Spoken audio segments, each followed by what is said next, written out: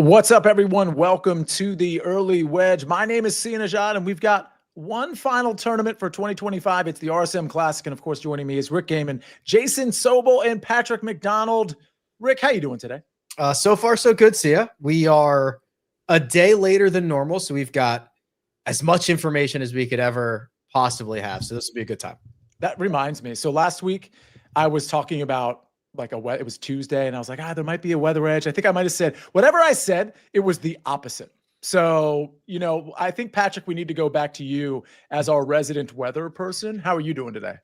I'm doing great. Was out there today early in the morning, was talking to some of the guys about Bermuda. Some of the stories they have are hilarious. I guess one hole Pearson Cootie tried to say that his ball, it never crossed, but the wind blew it back. And the guys were like, you know what? That could have definitely happened, but we're not quite sure. Where is that crossing the line where it would bounce over and come back, but it crossed in the air? Yes. Yeah. Yes, exactly. What's the rule on that? They couldn't definitively say that it actually happened. In their mind, they're like, yeah, it definitely could have. And so you kind of just took it as far back. But if someone was standing on the side, the side angle was yeah, no, it definitely broke the plane and the wind blew it back, would he be, I think you're good then. Wow. Yeah. Really? That's crazy. I didn't know. That's how windy it was out there. Yeah.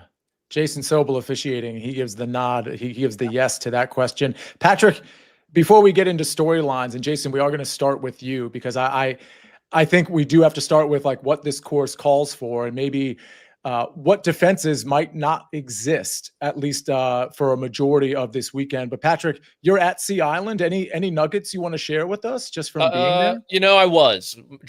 Producer Josh was as well. We met each other. It was glorious. They had they rolled out the red carpet for us, kind of like Live Golf back in the day in London. They had the trumpeteers on the first tee when Josh and I embraced for the first time, not to make it super weird. I gave him a big bear hug. I don't know if that's allowed in the workplace in 2025, but we went with it.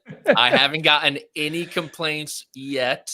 We'll see. I know Josh might be sending some emails for all I know, but truthfully, I didn't see much of the course. I walked the plantation today because that's the one you don't normally see on TV. Walked with a couple guys who are outside the top 100 trying to get in. They seem confident. And I think everyone knows you got to pin your ears back on the plantation. They mentioned it's much, much easier than the seaside, and trying to take it deep there and then sort of, coast on the seaside more often. Rick, it's you that has the storyline that I was referring to earlier. But Jason, let me start with you. Your storyline is it's the haves. The have played versus the have not played, which is interesting because when you look at the top of the leaderboard, there's a lot of have not played that have the shortest odds here. Yeah, look, Sia, I get that the biggest storyline of the week is guys trying to get in the top 100, keep their cards, guys trying to get into the top 60, get into the first few signature events. But from a betting perspective, and that's what we're going to talk about here on the show, the big thing for me is trying to separate the guys who we've been watching for the last 3 months, guys who have played 5-6 events in the fall portion of the schedule, and players we haven't seen in 3 months. There are a lot of guys who have not teed it up competitively in 3 full months, and I'm very intrigued to see which side has the advantage here. As you will see throughout the show, I'm not 100% on the guys who have some form, who have some reps, but for the most part, I'm going with those players who have been playing golf competitively recently. Rick, before we get to Patrick's storyline, because Jason kind of implicated the do or die time theme with the RSM Classic, but do you have a take on those like Brian Harmon or Harris English that haven't played? Do you tend to avoid them, or are you just not really factoring that in because you don't know how much they've been playing just non-competitively? Right. Some of these guys we haven't seen in 3 months, and I don't know what they've been up to. Chris Kirk could literally have just played the last 3 months left-handed. He does that, right? He did that before he won, what was it, Century or Sony, whatever that was to start the beginning of the year. So I have no idea what they've been up to. So for the most part, I don't factor it in. It's probably worth noting that for a lot of the guys who have not played, it's out of luxury and because they're just better players, right? Mm-hmm. They've secured their spots. A lot of the guys who have been teeing it up every single week are playing out of necessity or they're trying to improve their spot. So when you get to the guys who haven't played, they are just a better class of golfer. So it is really hard to quantify, and I would argue it's impossible to quantify unless you know what these guys have been doing. So yeah, it's really not something that I'm putting much weight on whatsoever. I think it's hard to dismiss them, obviously, but it is kind of easier to dismiss them if they're going to be the shortest odds on the board. We can talk about who we have as outrights later, but Patrick, we've kind of been dancing around it. It is do or die time. Talk about that. Yeah, I'm really excited. I think everyone's focus this week is probably on the top 100, just because that's how you get the full-time PGA Tour card. If you remember last year, it was top 125. Joel Damon's actually, like, he's just become synonymous with this time of year, which isn't necessarily a good thing, but he's in a better position this year than he was last year in the FedEx Cup. But since the change, he's actually in a much worse position because he's outside the top. I believe he's number 117. And so everyone's going to focus on top 100. You obviously have the top 10, Aon next 10, 51 through 60 as well. That seems to be really important considering Spieth's not playing. I don't think Wyndham Clark's playing either, and he's just outside. So, they really care about that. But I will say this, with the change in the PGA Tour structure, there is a difference between finishing numbers 101 to 110 and number 111 to number 125. It's both conditional status, but priority ranking wise, 101 through 110 in 2026, there's a good chance you get a few more extra starts based on that conditional status. So there's a little bit of a game within the game, even if these guys don't get inside the top 100, just because those first 10 spots outside it are a couple more rankings above the number 111 through 125. Jason, this is something you're going to be dialed in to when you're watching this weekend? Yeah, no doubt. Look, this fall part of the schedule is all about stories. If we get a good story, it might pull you away from football on a Sunday afternoon or Friday afternoon, as the case might be this week, which I guess doesn't really have any rivals, which, oh, by the way, is probably why they should play these PGA Tour events in the fall. Tuesday through Friday, that's a story for another time. That said, we want stories, and guys playing to keep their playing privileges going is a great story. And oh, by the way, I didn't tell you before the show started, Sia, but check back with me on story time. I got a good one about end of season tales. I'll leave it at that. All right. Before we get into, I will make sure to check back in with you there. Before we get into our actual bets, we're going to start with first round leaders, which is kind of weird. A lot of books not offering first round leaders, kind of a finicky with obviously the Seaside and Plantation course going tomorrow.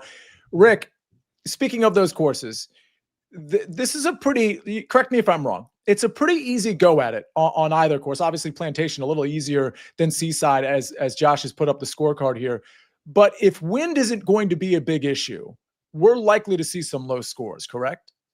Yeah, I think that's right. I also think, like, relative to par, you have to remember the Seaside course is a par 70, and there you go. Josh has beat me to it. The Plantation course is a par 72. Now, the way that the books that I were looking at, they did split this up where you would bet round one at either first round leader at either the Seaside course or the Plantation course. What I kind of like about this is instead of having two waves and split tees, we've got basically everybody going out at the same time and split tees, because we can spread them over two golf courses. So these days are relatively short compared to other PGA Tour events. So a lot of the guys are just playing at the same time. You're not going to see 8 hours of golf with somebody getting the best of it and somebody necessarily getting the worst of it. So yeah, I mean, be aware of the golf course that you're playing. The Plantation course is less exposed than the Seaside course. If the wind does kick up, though, it's expecting to be pretty tame this week. Like, that would impact the Seaside course more than it does on the Plantation side of things. So yeah, especially over the first two rounds before they make the cut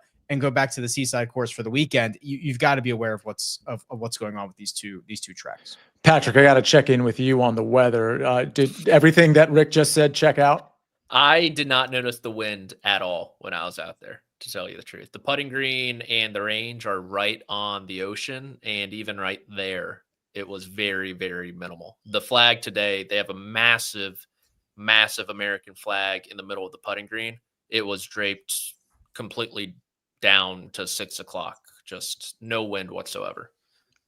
Jason, are you going to be at Seaside, this country club, this weekend? I will not be there, but I do have some notes on how guys have started. I got this from my buddy Carl Paulson, who's doing PGA Tour Live the next 4 days. He told me that 7 of the last 10 winners started on the Plantation course, and 6 of those 7 shot better than 65 in the opening round. So you're looking at guys getting off to a really hot start on the Plantation before they play 3 rounds on the Seaside. Obviously, that's not foolproof, but decent little trend, decent little pattern that we've seen over the last few years. All right, I like it. Let's talk about some of those guys that are going to start on the Seaside or Plantation course. We're going to get into our bets finally, starting with first-round leaders right after this message from our partners. When you need your sports news all the time, we've got breaking news to bring to you. CBS Sports HQ gives you a snapshot of all the sports that matter to you. When you need your sports in a snap, find it on CBS Sports HQ, streaming free anywhere you are. You know, we're sponsored here by BetMGM, Make It Legendary. I feel naked. I don't have a first round. I know. Speaking of HR complaints, Man. I don't have a first round leader, and maybe I'm missing it, because I thought I looked at all 3 major books, and granted, I've been busy with some other things, but I mean, I checked BetMGM, I checked FanDuel and DK, but perhaps I missed it. It's certainly possible. Rick Gehman, you've got a couple of first-round leaders. Talk to me. Yeah, I do. Mine are from DraftKings, where they have split it up, Seaside and Plantation. So the lines are obviously a little bit shorter because you're only getting half the field. But Ryan Gerard for me. So he just kind of checks off a couple of boxes on the Seaside course, where he's one of the few golfers who cracks a rate of gaining 5 or more strokes to the field like 7% of the time. It's a lot to do it. You're going to have to gain 5 or 6 strokes to the field over the course of 18 rounds to be a leader. He often gets off to a hot start, and I just like his skill set in general. So I picked him at 35-1. And then Kevin Roy, I actually thought just anecdotally, I thought a lot of the better players were starting on the Seaside course. As I was going through it and getting excited about guys, they happened to mostly be on the Seaside course. I just thought Kevin Roy was a little bit undervalued compared to what I think is the weaker side on the Plantation side. So he's 50-1. He has a immense ceiling, a very low floor. I'm just trying to pick off a guy that I know can get hot compared to his peers. I think this number is a touch too long for me. Rick, I'm on DK right now. I wonder if this is like a state-specific thing, which would be weird for this specific tournament. But is it under different terminology? Like, yes, it is. It's under like rounds props or something like that. Yeah, I'm on that right. I'm actually on round props right now, and I still don't see it, but I'm sure it's here.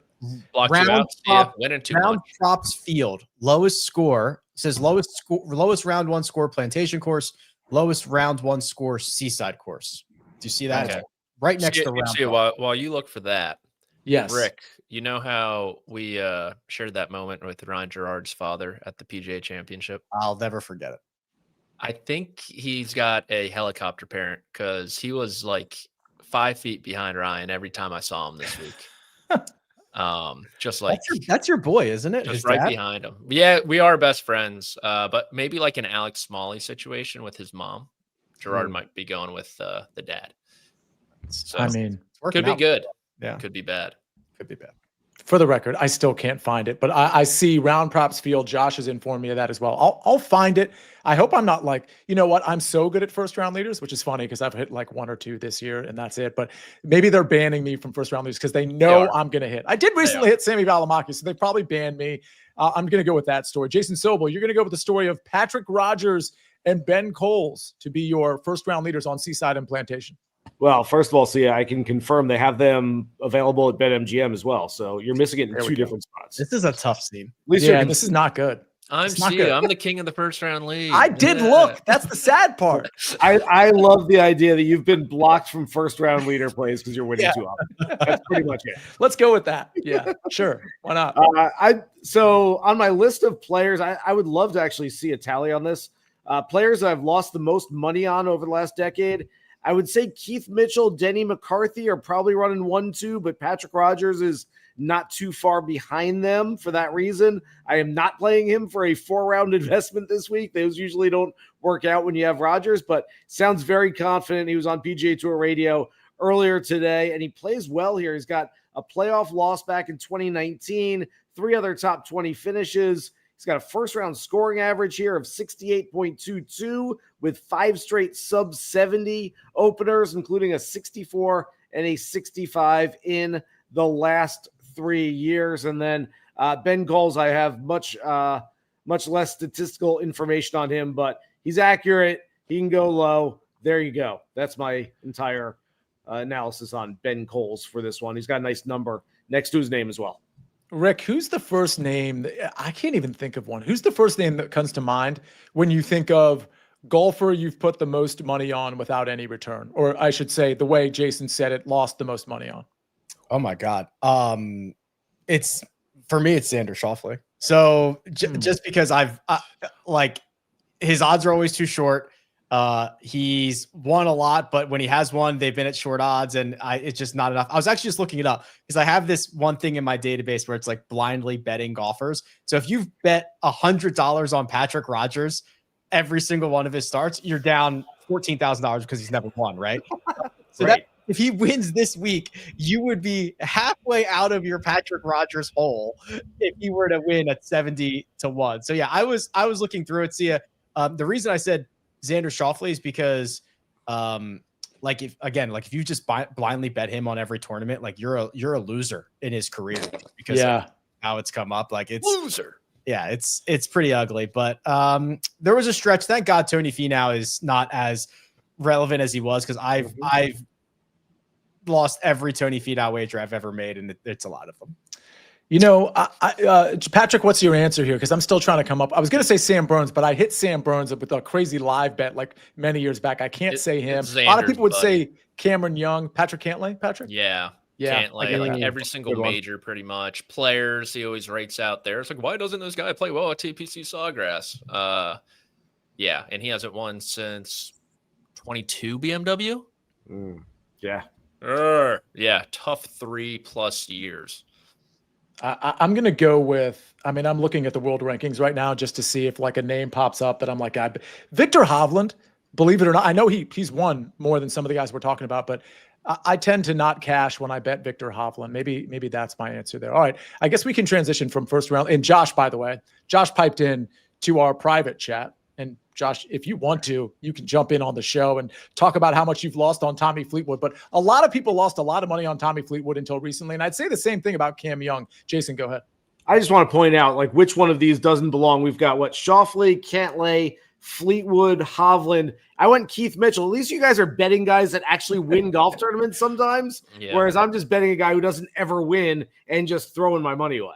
Yeah, but we're thinking like we're talking about guys that can win majors, and you're betting him on tournaments like this where there's actually a plausible argument that he could win the tournament. Who says Keith Mitchell can't win a major? There's no way. I think you can, Jason. Oh, wait, 1, 2, 3. Okay, all right, got it. Go ahead, Josh. The other thing about Tommy now is it'll be a while before, if ever, before you get another good number on Tommy. I mean, yeah. But if you've spent the last decade betting on Tommy to win a PGA Tour event, then you're probably relatively deep now. Cam Young is probably up there for a lot of people. 100%. That's a good one. He's the number one answer. If we asked 100 golf bettors, there would be more Cameron Young answers, especially because of the Twitter narrative that kind of snowballed not in his favor, I should say. Like, I feel like he'd be the number one answer. It also depends if we're talking only outrights or if we're talking finishing position bets too. I mean, we're talking outrights, I think. Yeah, I think that's how people would internalize Shane Lowry up there. Yeah, top 10. Cantlay would be 2. I feel like it would go Cameron Young, Patrick Cantlay, and I'm not sure who would be 3rd. Patrick, Lowry how about your boy Russell Henley? I know Henley's definitely up there, if not for that API win. Yeah, like Sung Jae maybe as of late. Oh, that's a good one. Sung Jae's top 5, I think, for people for sure. Yeah, he has like a historically low win rate. Like 1.5%. Yeah, it's like it's less than 1%, right? So especially if guys who have multiple wins, it's like historically low. Yeah. I feel like Siwoo Kim, he's in this field, gets bet way too often in the outright market. Am I wrong there? Do people bet a lot of Siwoo Kim? Yeah. Yeah. I feel like every time there's a lot of like non-elite events, I feel like. So he's in fields like this where he's one of the favorites and people bet him. Right as I said that, Sites 501 in the chat says Siwoo Kim. See, we're on the same page. Yeah. What's up, Sites? Farzad, Zach, thanks for being here. Field. Taking Siwoo Kim. Yeah. I'm never that guy, thankfully. Let's go to Josh, did you have? Oh, okay, my bad. I didn't know if you had anything to add on Tommy. Do we know what Tommy Fleetwood's Masters number is? I feel like I looked at that recently, and it wasn't non-bettable from what I recall. I have it right here. I have it right here too. He's going to be world number 3 16 next to week. 1 on DraftKings. Yeah, BetMGM 18 to 1. Okay, Scotty 18's decent. 3 to 1. Yeah, I mean, what's the without Scotty? Are they already putting that out? Are they publishing? Okay. I only see like the straight up outrights. That's it. Yeah. Anyway, okay, let's. This is fun. 3 to 1. That's just so crazy. I imagine Rory's what 6.5 to 1 or something. 5. Okay, fair enough. Here's some tournament matchups. I actually went with round 1 matchups for a couple of reasons. One is because I like these, and 2 is because normally I come to the Wednesday early edge show with round 1 matchups. I didn't this morning because I went with some NFL plays. So I'll just give out my round 1 matchups right now. Round 1 3-ball, you'll find out later. I like Seamus Power for this tournament. Love how he's been playing. Love how he's played at this course. I think plus 135 over Austin Eckroat, who I think would typically grade out well for this course. I just don't think he's playing like Seamus Power's playing. And Nick Hardy, A, I don't think this is a good course fit, and B, Nick Hardy's not playing very well. So I think this is a pretty good return, plus 135 in a 3-ball. And then an 18-hole matchup, you can find this over at DK. I love Jacob Bridgman. You all know that. And I know somebody I think has a play on him later in the show. I just don't think he's found his game. It's just not there. And Matt Kuchar's playing well enough, I think, to just be better than Jacob Bridgman on a day-to-day basis out here. So I'm going to take that minus 130, 18-hole matchup for day 1. Let's go to Jason Sobel. Talk to me about your matchups. So I mentioned off the top, I'm going to have a lot of have played over the have not played recently. The one where I'm going the other side of this is with Denny McCarthy. Minus 105 over Rico Hoey. I get that Rico Hoey's been playing well. He's been putting much better. This is a Bermuda Greens course, or 2 courses here, though, and Denny's played very well on these golf courses. Quite frankly, if Denny had played it all over the last 3 months, last time he played was the BMW Championship, he would have been an outright play for me this week. I'll still be keeping an eye on him, but I really like him. Just, again, don't know what he's been doing over the last 3 months, but I will play at least a head-to-head here over Rico Hoey. Then top Canadian, Adam Hadwin got off to a really nice start. First-round leader last week in Bermuda. Fell off a little bit on the weekend, but look, the weather was brutal out there. The wind was blowing 40 miles an hour, so that's okay. Mackenzie Hughes going through some swing changes right now. Adam Svensson is 1 here, but we haven't seen him do a whole lot. Ben Silverman doesn't scare me. Adam Hadwin as the biggest long shot of the quartet of Canadians at plus 333, I think makes a lot of sense. Jason, if memory serves, Adam Hadwin was our first-round leader over in Bermuda. And what was so interesting about that is on this show, the Early Wedge last week, you were talking to us about how you had literally interviewed him, the day before our show aired. So in other words, a week ago, you interviewed him. I'm just curious because he was not in form at all. Was there anything from that interview that you thought to yourself, oh, Adam Hadwin's like locked in or he's going to have a good tournament? No, there really wasn't. It's one of the things I love about doing these interviews with guys that week is that, like, all right, maybe I'll get a little insight, like, hey, I haven't had a great year, but it's coming around. He goes, man, I've played awful. I tried to kind of tiptoe around it. Like, I know it hasn't been the year that you would have liked, Adam. And he's like, no, it's been terrible, man. I'm awful. I might be on the Corn Ferry Tour next year, but hey, you know what? It is what it is. And I just feel like it's karma. I did say to him at the end of the interview, like, most guys wouldn't even pick up the phone if we called them at this point in their seasons. He not only picked up the phone, he was open and honest, and I feel like that was good karma for him last week, and hopefully it comes back to him this week as well, because he's a really good dude. He's been out here for a long time. He's been grinding. I really hope that he's able to keep at least some sort of status. He has status as a PGA Tour champion, so we'll get into some events you would think next year, but boy, that's a big career turn if he has to go back to the developmental circuit next year.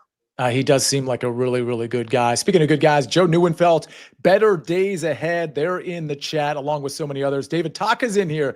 Thanks for being in here. Hit the like button if you could. Patrick McDonald, we just talked about Siwoo Kim. You like him over Harris English, and you like Matt Kuchar as well. Yeah, I'm picking on the Sea Island boys here. Harris English sat down and pretty much told me he wouldn't be playing this golf tournament if it wasn't 2 minutes from his house and that he hadn't played since the Ryder Cup, which means he's obviously going to play very well this week. First round leader. Yeah, for sure. That's typically how it goes. But Siwoo Kim has been playing. He has been playing well, and you're giving him even money. I will take that every single day. Super high floor, it feels like Siwoo Kim. Who knows how he's going to putt, what he's going to putt with, where he's going to putt from. But the way he is from tee to green, I think gives him something in like the top 25 range for his floor. And I think that could be enough. And then Matt Kuchar, kind of the same deal here. Another guy who's playing some really good golf. You're getting him at plus 105 over someone who really hasn't played much as of late in Davis Thompson. So Thompson, obviously the son of the tournament director. I think Kuchar is going to take this one plus 105. Just, 2+ money options for guys who are in form playing versus guys who probably have the better name value and long-term form. So going to really lean into having played recently and hope to God it works. I was mulling over before the show some sort of Davis parlay with Davis Mills on Thursday Night Football to like throw 2+ touchdowns or Who's something he playing like that. for these days? Davis Mills is now starting for Houston because CJ Stroud is out with a concussion until at least next week.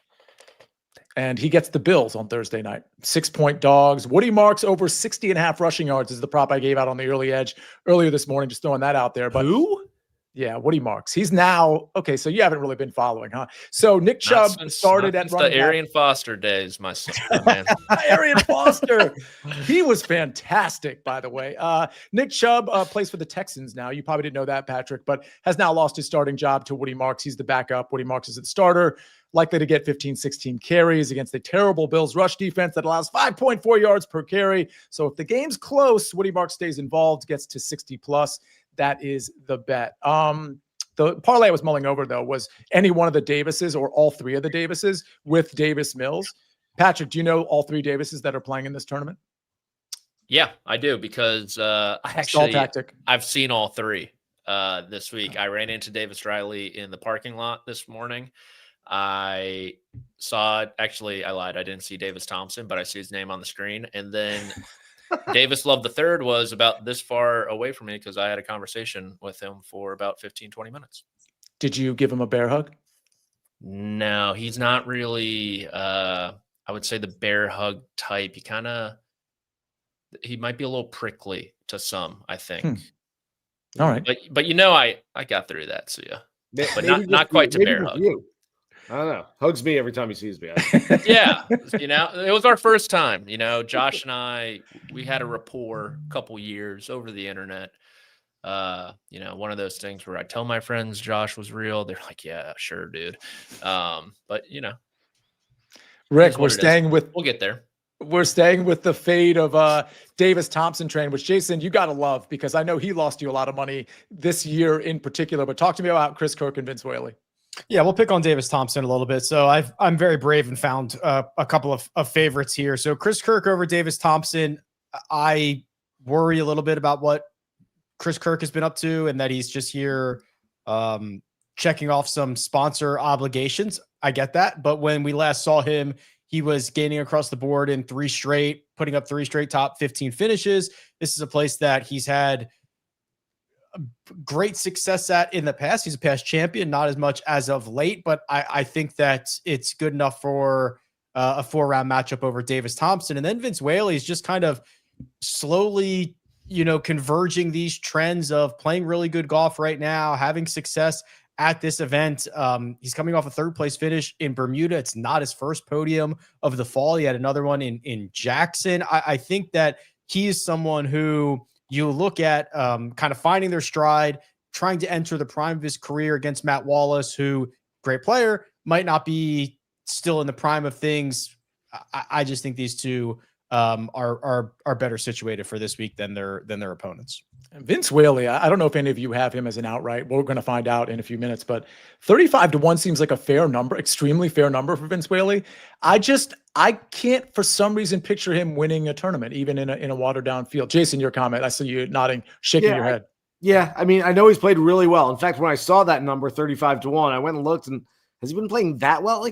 Yeah, it's been good, but I agree with you, Sia. I just don't see him winning a field of this caliber. And again, a lot of these guys are playing because they live here, playing because there's just something to do. I'm bored in the fall. I got to go play somewhere before the year is over. But there's some big names here. And see Vince Whaley win at that number, I can't wrap my mind around it. Yeah. You know what's going to happen now, Jason, right? I know. Adam Schenk won last week. Yeah, that's true. Adam Shank's been good for a while. I was okay with that. I like Adam That's his Shank. first win in like 400 starts. Patrick Rogers probably closing in. They're probably around the same. 243. 243. That guy. So I would take to win. I would take Adam Schenk over Patrick Rogers every day of the week. I've seen what was the tournament where Adam Schenk got caught in the tree trouble? Mouse bar. What was that? 2 years ago? 3 years ago? Yeah, Taylor maybe? Moore won. I mean, I've seen Adam Schenk like almost close out a tournament. Patrick Rogers. I saw him do it at Stanford. That was a long time ago, though. yes. Yes. Yeah. By the way, I would like to Rodgers say was in for contention. in defense of Adam Schenk, for those of us who don't have the most conventional swing and do things a little unorthodox, like he's a guy that I like rooting for. I can't relate to Ludwig Oberg. I watch him swing and I'm like, nope, ain't got it. I can watch Adam Schenk essentially top his second shot to lay up on the 17th hole on Sunday afternoon and go, yep, that's me. I got that play. I can do that. Rick, when we met in Vegas, we didn't do a bro hug, did we? It was I don't know. Handshake or dap? It wasn't a handshake. It must have been a dap. We dapped. I'm Yeah. certain of it. That's kind of off. Like It was a dap into a hug, but it wasn't like a bear hug. We didn't have that relationship. I don't know that. We just saw each other the other day with Josh, by the way, like What 3 did you weeks guys ago. do? In What did you Tyson. guys do then? I think it was a dap hug. I think it With was Josh probably- and That's with usually it wasn't a like bear the- hug. It was a dap hug. That would make sense because Josh tried to dap hug me, and I was like, "Put that refused. away." Yeah, He was that's so you. And then he was like, "Dude, get off me." I can't wait to meet you, Patrick. I need that bear hug from you to validate our friendship. But let's go to finishing positions. And of course, we're going to get to outrights. Loving the banter today. You all probably listening, probably hate it. But tournament finishing positions, you might like that. I am going to go, Patrick, I'm going to go to you first. Explain yourself on Jacob Bridgman and Brandt Snedeker. Yeah, the bridge man hasn't really played too much this fall. I think he made the cut in Cabo, didn't make the cut in Mississippi, but coming off a fantastic year on the PGA Tour where he made the Tour Championship. So I'm kind of just hoping, a couple weeks off since Mexico, he can get things right. Top 30 at plus 150 in a quote unquote watered down field. I feel like it's pretty good for a guy who just finished inside the top 30 on the PGA Tour throughout the entirety of 2025. And then Brandt Snedeker, top 40 at plus 135, playing some decent golf, played great at Bank of Utah for a top 10 finish, missed the cut by 1 at the Worldwide Technology as well. Bermuda kind of just a wash, but I like the general fit for him in top 40. That's more or less just him making the cut and having one good weekend round, not blowing up. And I think he's capable of that at plus 135. Jason Sobel, I'm intrigued by Chris Kirk, but even more intrigued by Mason Howell, who somebody in the chat brought up earlier. You're talking about a ladder, or in your words, an escalator play. Talk to me. Yeah, so Mason Howell's the reigning U.S. amateur champion. He's 18 years old. If you thought Blades Brown was old news, Mason Howell's 5 weeks younger than Blades Brown. He's the new it guy. He's apparently got all the tools in the bag. We've seen over the last few years, whether it's Nick Dunlap, Luke Clanton, Jackson Coyven this summer, when players are amateurs, they're playing for literally nothing else other than, hey, I want to go out and have fun and play some good golf. It tends to work out pretty well for them recently. So I think Mason Howell on a couple of golf courses that should really suit his game, being a Southern guy, being a Bermuda Greens born and bred. So I think that this is a really nice play on him where you start with the top 40, you work your way up, and if you're brave enough, go for that top 5 at a really big number. And we could see a big week from Mason Howell, who's only played one previous PGA Tour sanctioned event. That was the U.S. Open earlier this year. He missed the cut. So a little bit of an unknown, but apparently he's got all the game in the world. As far as Chris Kirk, you guys probably get asked this all the time as well. I get asked this a lot. Can you consistently win? Do people consistently win betting on golf? And my answer to that is yes, with a caveat. If you're essentially just throwing out long shot outright plays every week, no, it's going to look like the most volatile stock in the world. If you hit one, it's great. If not, you're just going to be losing. That said, if you've got the patience and if you've got the willpower and you're like, all right, I'm going to stay away from those, I'm just going to play some floor plays. I'm going to play some that make sense. Chris Kirk is a perfect example of this. He's been playing this golf course for years. I won it 12 years ago. Like Rick said, we haven't seen him in a while. He could have been playing lefty the last 3 months, but I just look at his floor, which is really, really high. He was playing some really good golf before he stopped, I believe, at the BMW. But again, just a guy that's got a pretty high floor, plus 160. I think it makes a lot of sense there. All right, I'm going to go with Seamus Power, top 30. We talked about him already. I mean, obviously, the form looks really good lately. We know the approach play and the putter can get hot. The last couple measured rounds with the putter haven't been great, but again, the last couple of tournaments haven't been, we haven't had the strokes gain data, but Seamus Power is just playing really well, and he's got a great history here. He had to withdraw last year 2 previous times. I believe it was T5 and a 4th place finish for him. Mac Meisner, top 40 plus 100. This is where I want to play Mac Meisner. I do think he has an outside shot to win. But again, he's another one of those guys. Do I actually picture him closing the deal on a Sunday? I'm not so sure, but love the ball striking from Mac Meisner. Don't mind the putting at all. Top 40. This number, the top 30s, you can usually find only at least for this week, at DK. But this number is at BetMGM, the top 40 at plus 100, which of course pays ties as well. Those are my 2 finishing positions. Rick, Zach Blair, and a guy that I'm going to have some FOMO about in the outright market, Pearson Coody. Yeah, Pearson's been great. We've talked about him a lot, probably every week. The bouncing back between the Korn Ferry Tour and the PGA Tour is certainly paying dividends. He's sprinting to the finish line of this calendar year. He had a top 25 in Bermuda, and he played well in Cabo. He had a 3rd place finish at the Black Desert. I could go on and on. And we're starting to see what a great driver of the golf ball he is. He's now qualified for stats, and he's popping up, top 10 and everything because of the smaller sample size.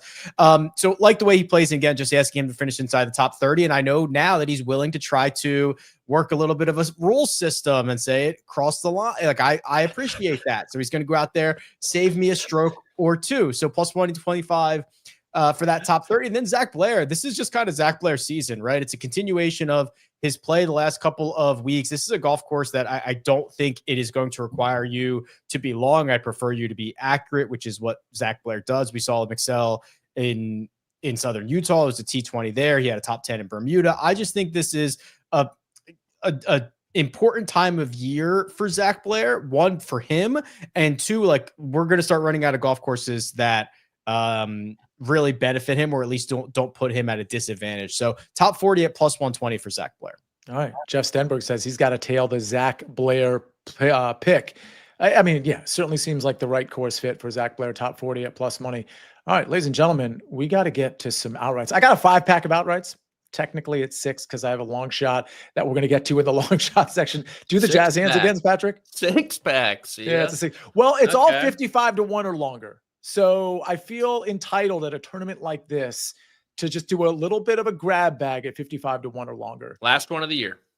Till the hero. We're gonna. Would you say Scotty Tyler Scheffler? Scotty Plus Scheffler. 150.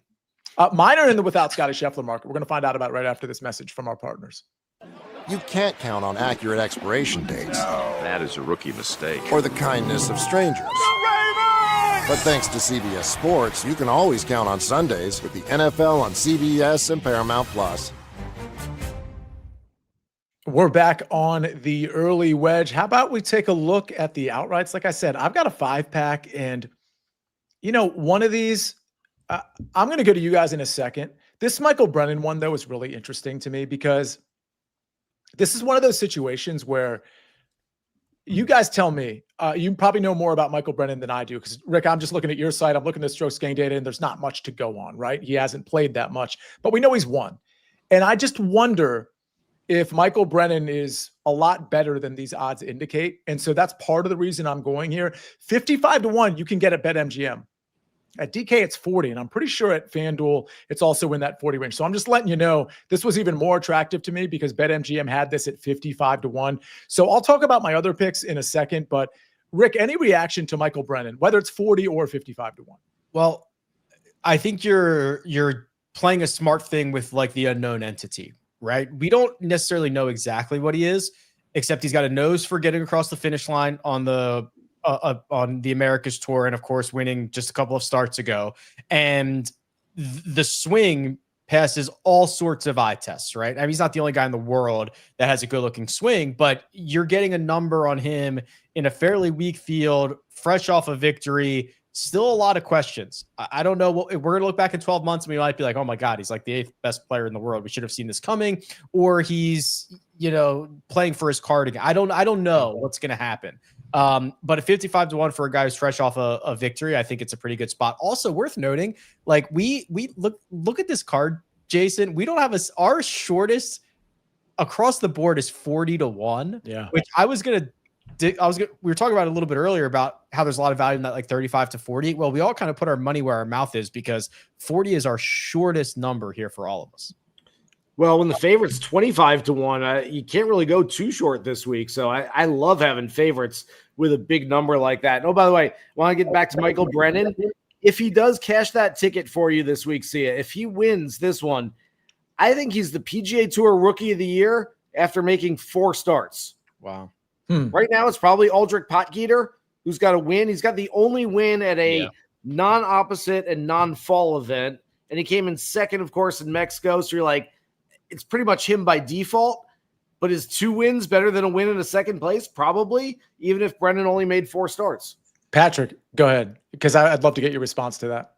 No, I totally agree. I mean, no rookies made it to the BMW Championship. Potgieter was the best one, and Brennan would probably move to 51st in the FedEx Cup standings if with a win, most likely. So he'd have him there. I think Brennan's going to be in the conversation for the U.S. President's Cup team this upcoming year. Honestly, wow. I think that highly of him. Very, very interesting. All right, let's get to some more picks. Rick, the only one, man. This Brennan dude is like, everybody's got heart eye emojis for him.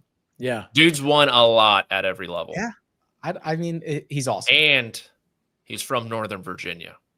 That's right. They are built different up there. Yeah, they're not. Well, they are. That's Data Center Alley. That's where he's from. I got to go to a watch party if he's involved on Sunday afternoon. I'm sure there's Michael outside of the country club itself that I don't belong to. It's got to be a Michael Brennan watch party out there. Somebody let me know. All right, let's go to Jason Sobel. Jason, I said I was going to have some FOMO about Pearson Coody. I bet him 2 weeks ago. I considered betting him last week. Certainly, if it wasn't for Michael Brennan, I would have added him to my card. But there's only so many I can take here. Jacob Bridgman's another guy I absolutely love in general. I'm just not betting him this week. What do you like, Jason? So I'll start here with Coody because I love his game. And Rick said just about everything that I was going to say earlier about him. If you're looking for what does a player profile, statistical profile look like before a guy becomes a superstar? I mean, we just talked all about Michael Brennan. I'll take Pearson Coody going for that U.S. President's Cup team next year. I think this kid's got a ton of game. In fact, he reminds me the comeuppance a little bit, reminds me of Ludwig Oberg going to this tournament 2 years ago and getting his first PGA Tour win here. Not really a couple of golf courses that suit his game necessarily, just he's better than everybody else and went out and won that one for his first. Wouldn't surprise me if Coody does something similar. As for Alex Smalley and Jacob Bridgman, I kind of put them both on the same plane. These are 2 guys that, look, I'll throw it out that they could easily miss the cut this week. There's a high ceiling and a very low floor for each of them. There's a big range in what they're doing. But if we're playing outrights, as I mentioned all the time, second place is the first loser. And so we're looking for guys with that ceiling play. I think Smalley, with 2 top 5 finishes in his last 3 starts, has shown that when he plays really well, he's got win equity. And Jacob Bridgman on Bermuda greens, he's already one of the best putters on the PGA Tour. He's top 20 this season on Bermuda greens. That just gets more emphasized, and I think he could have a really good week in what could be a essential putting contest for 4 days. Yeah, I mean, Bridgman, anything north of 55 to 60 in this field feels like a good bet. I couldn't get there because the form just seems a little off. But Rick, you're also on Alex Smalley, and you like Nico Echeverria as well. Yeah, hat tip right back to Jason in regards to the Alex Smalley stuff. I don't care if he finishes second or 82nd or 102nd. It is all the same, but he has the ceiling to get me across the finish line. So 40-1, again, I just think it's a number that's too long. And then Nico Echeverria is somebody that I've been, investing in this fall. I like the way that he's setting up. It just feels like if I've gotten this far with him, the top 10 at the Bay Current, the T14 in Cabo, he made the cut in Bermuda, but there's not a lot of stuff that comes out of Bermuda that makes me feel strongly one way or another. I know that Nico can win PGA Tour events. At 40 to 1, I'm looking at his peers that are similarly priced, and I just trust him a little bit more. So those are the two bullets that I fired. Again, just trying to find that value in what is the middle of the board where it feels like literally anybody can win this golf tournament.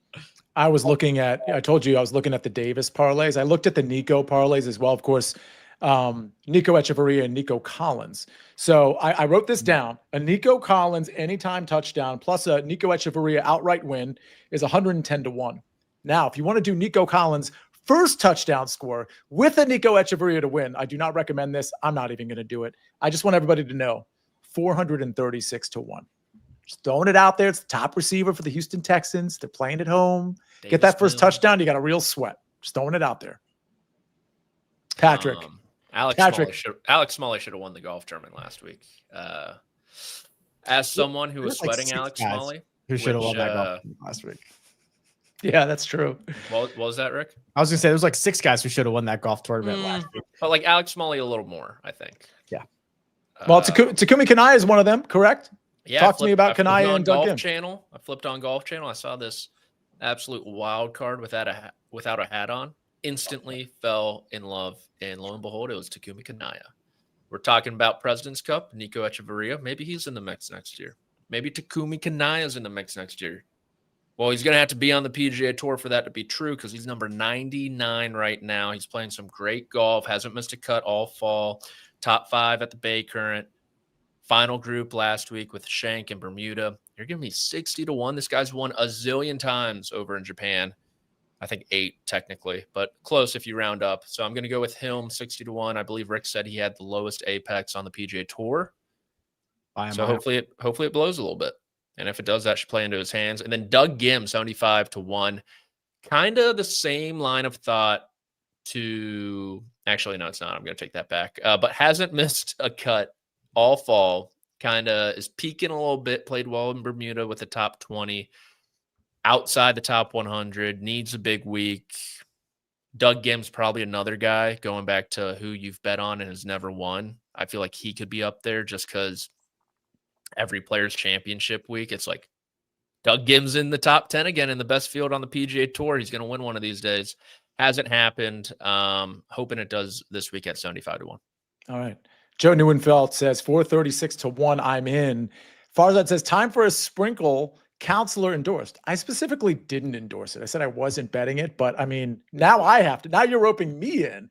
David Talk says 436 to 1. Got to do it. If you're putting more than honestly, you shouldn't do it. But if you're putting more than $1 on that, let's. Well, hold on. If you're going to put $1 on it, might as well put $2 on it. Yeah. I mean, and at that point, do $2. We might as well do 20. It's a gateway bill. It's a gateway dollar. Minimum if 5. you're willing to throw away 20, minimum 5. like if you put $1 on, you make $400. Like maybe your week changes, but your life doesn't change. Put 20 on it. Now we're talking like, let's go.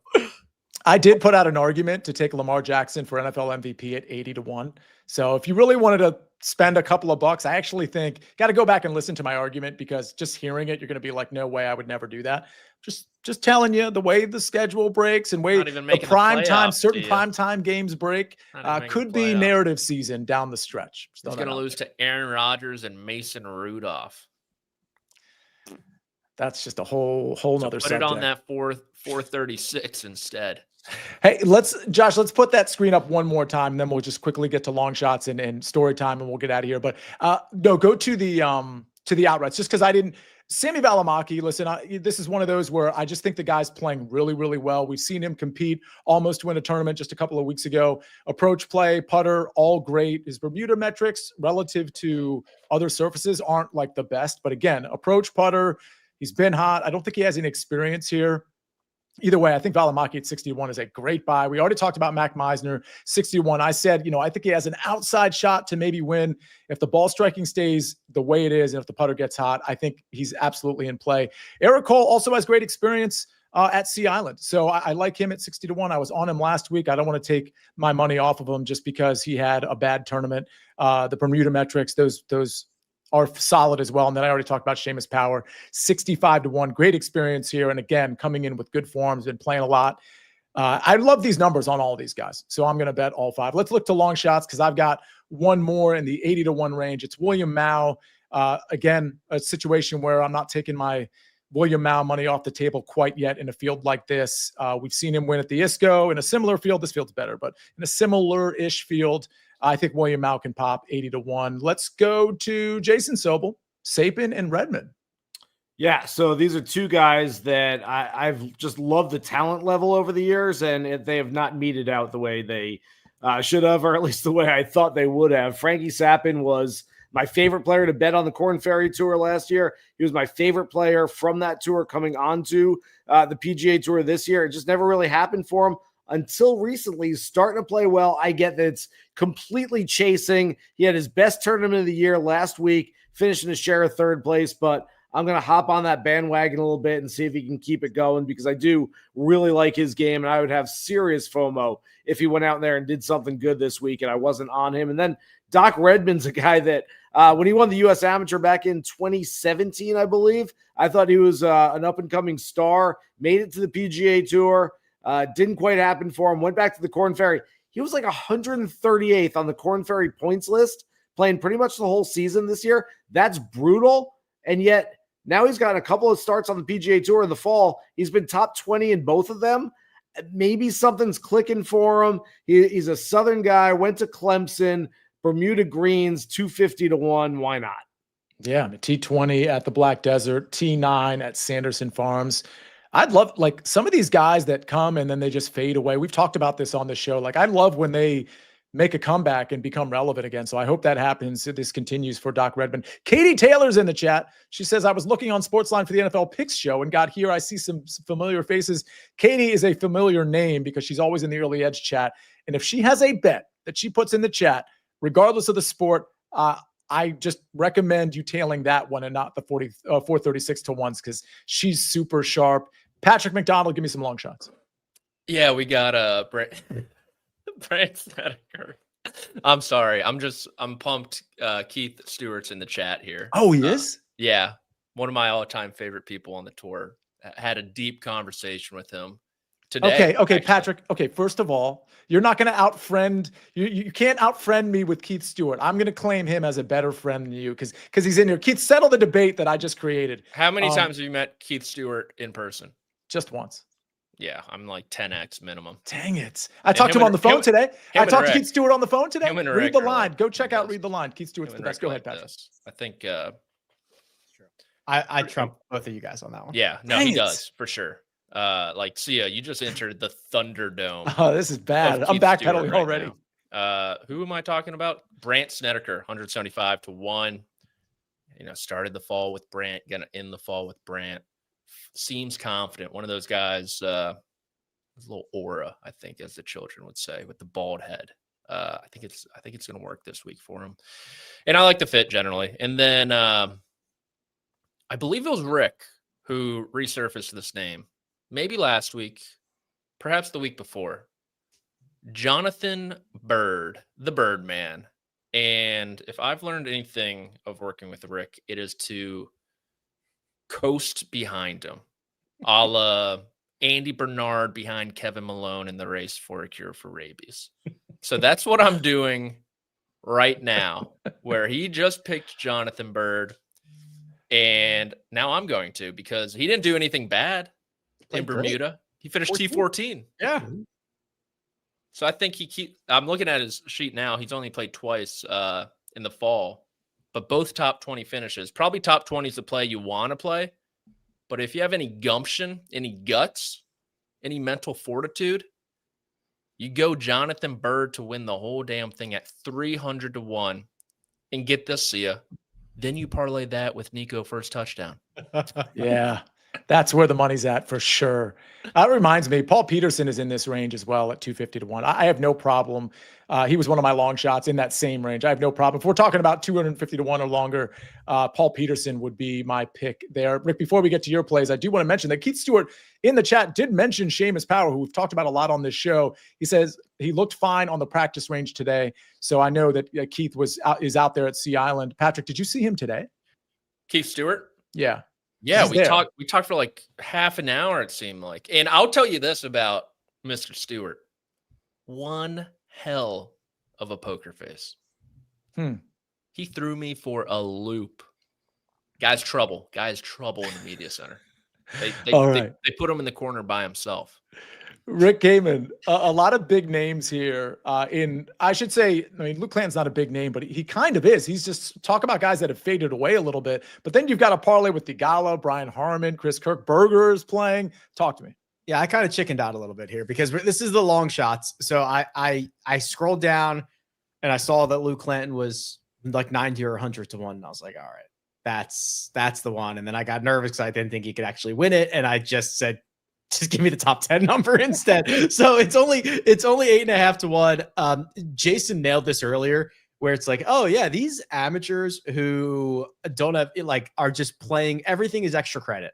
And now Clanton is a pro and he's got to earn his paychecks and things are a little bit different. And he's still an unbelievable talent, but he's just got to get over that little mental barrier. So this will be the 6th place he's played twice. So still obviously very new to a lot of these golf courses.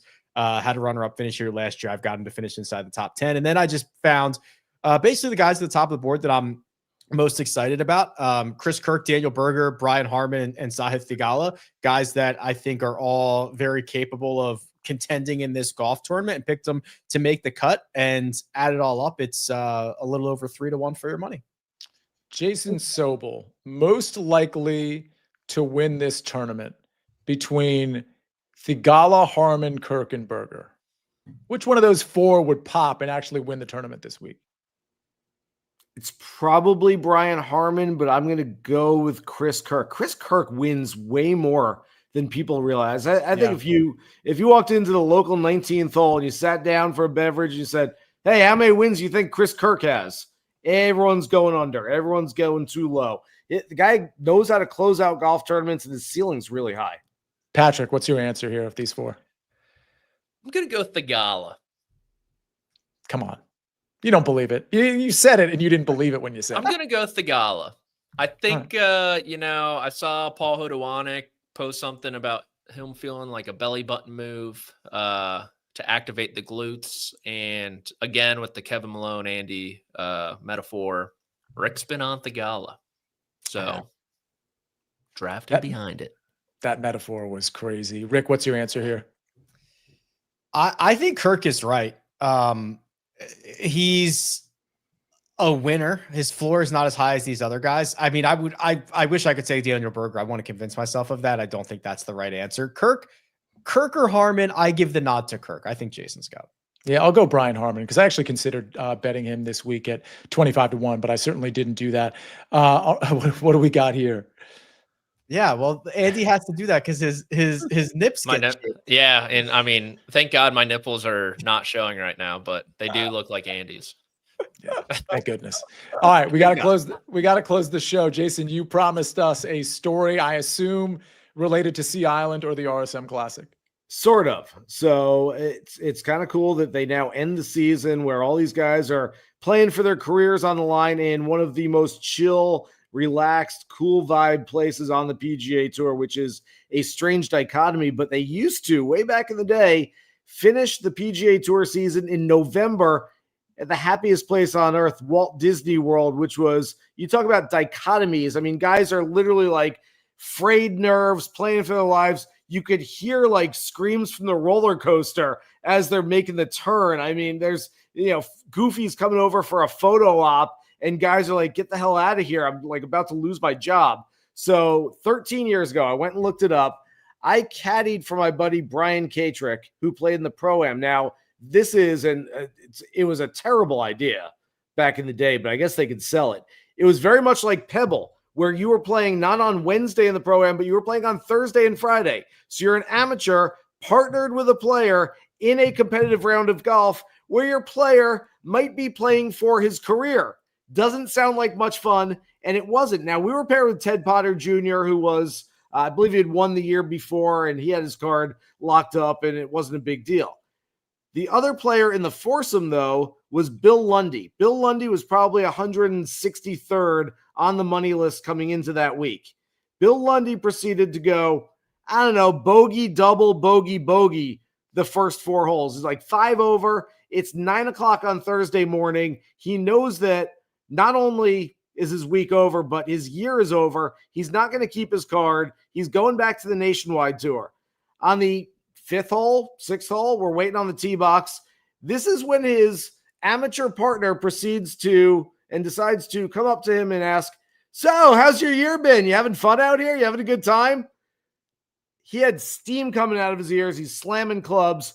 We literally just walked off the tee. I mean, we walked into the woods to just get away from that. I'm like, I can't believe. Like, first of all, he didn't do his research before he actually teed off. Secondly, the guy hasn't made a par yet. And you're like, "So, you having fun this year? What are you doing?" God. Oh, that's incredible. Patrick, you just played in a Pro-Am, right? I played a Pro-Am with the PGA Tour champions winner, Stuart Sink. I had the opportunity to play in Bermuda. I think you spurred him to that finish. I do too, because that guy was freaking lights. I told you guys he shot 59 on his own ball that day. It's just from then on, I'm like, Stuart Sink's, he might be a playing captain for the Ryder Cup if he gets it in 27 for all we know. We were talking about him at the end of the show because, Jason, you included him in a parlay that you gave out on the show. Yeah. Yeah, well, Jason did, and I said, "Oh, I'm definitely betting Stuart." It wasn't a play of mine. I was like, "Oh, I love Stuart Sink. I'm betting him," and I forgot to bet him, and he won last week. Jason, good stuff.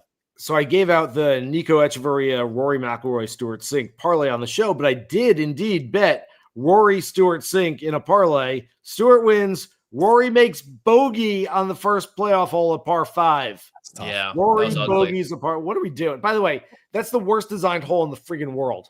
Like, they should just play 17 holes in that tournament. Like, blow that thing up. There's a creek running through the right side in the middle of the part. Why? What were the odds on that? The Rory Sink. Do you remember? Somewhere in the 25-1 range, I think. All right. I think that'll do it. I almost don't want to end the show because this is our last show of the calendar year. We'll start back up again, in January, I'm guessing here. So, Patrick, you're the one that's great with words. How do we close the year? Oh, stop it. Yeah. You guys. Well, it's been an honor, a privilege, sometimes even a little bit of a pain. But I've enjoyed this fall swing with you gentlemen. I wish you all the happiest of holidays, good health, good fortune, a great new year filled with tons of winning bets and everything in between. Live from the early edge. Okay, I'm done. Jason, anything before we close the year out? Thanks to you guys for making this so much fun. Thanks to Josh for all the hard work, and especially thanks to all the viewers for continuing to watch our nonsense every single week. It is nonsense. Rick, parting words here. I don't know if I can beat that. Here's to those who wish us well, and those who don't can go to hell. Let's Wow. go. Wow. Damn. Seriously, a shout out to everybody that contributed to this show, including talking to you, Billy, out there. We remember. Josh and Mike McClure has been doing the early wedge stuff with us, of course, and EC, of course, as well. So probably the best way to close the show, Josh, is to say, let's hit it big.